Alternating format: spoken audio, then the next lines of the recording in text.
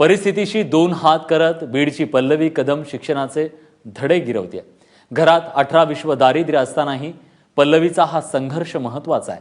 पाहुयात संघर्ष कन्या पल्लवीची ही अनोखी धडपड।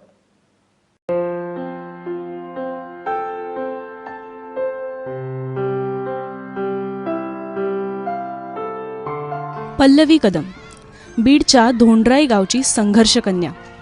जिल्हा परिषदेच्या शाळेत 7वी मध्ये शिकते।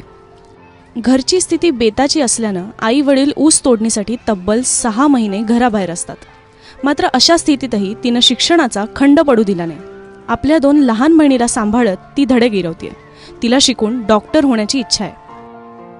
माझ्या 2 बहिणींना सांभाळ करते, त्यांना शाळेत पाठवते।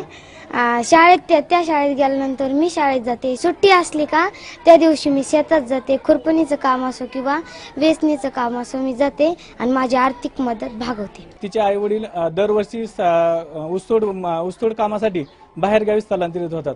आर्थिक परिस्थिती नाजूक असल्यामुळे मी तिला इयत्ता 10वी पर्यंत शिक्षणासाठी दत्तक घेतलेलं आहे।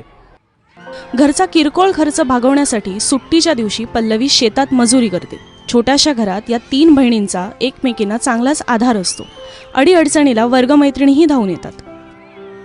ती दिवसभर काम करते व रात्री जागून ती अभ्यास करते।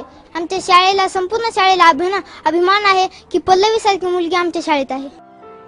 ऊसतोड कामगारांच्या मुलांसाठी सरकारकडून हंगामी वसतिगृह चालवली जातात, मात्र ती पुरेशी नाहीयेत। ऊसतोड कामगारांच्या मुलांना पुन्हा कोयता हाती घेण्याची वेळ येऊ नये म्हणून पल्लवी संघर्ष करते, शिक्षणाचे धडे गिरवते। तिच्या या जिद्दीला माझ्याच्या शुभेच्छा। गोविंद शेळकेसह ब्युरो रिपोर्ट, ABP माझा, बीड।